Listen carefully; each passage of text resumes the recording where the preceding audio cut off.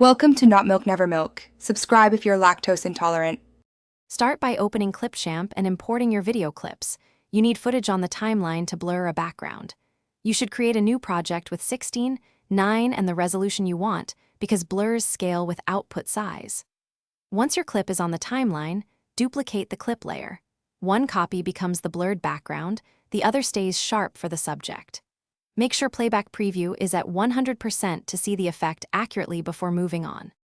With the duplicated clip stacked, apply Clipchamp's blur filter to the lower layer to make the background soft. Next, add a mask or shape to the top clip to reveal the sharp subject. Clipchamp offers crop and mask or shape overlays. Choose one that fits your framing.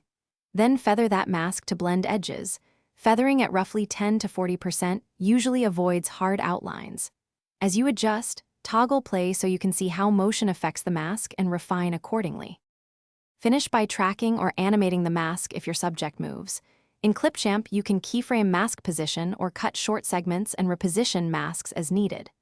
Once the mask tracks correctly, tweak blur strength and apply final color grading to match tones. This preserves realism. Finally, export using your target bitrate or preset and review the full render for haloing or edge artifacts.